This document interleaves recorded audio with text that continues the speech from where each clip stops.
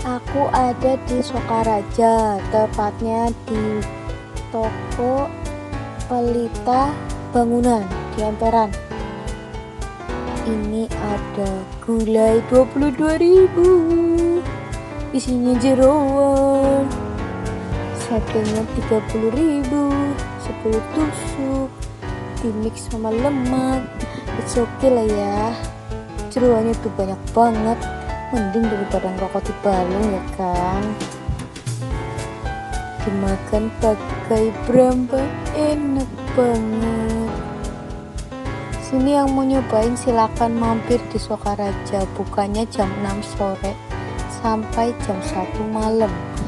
Oke, ini sambelnya itu gurih, ada rasa kecap-kecapnya juga, jadi enak mantap.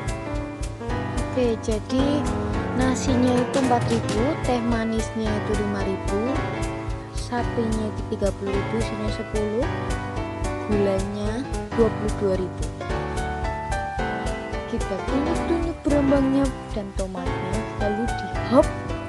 Oke, segitu aja review dari aku, silakan mampir ya. Terima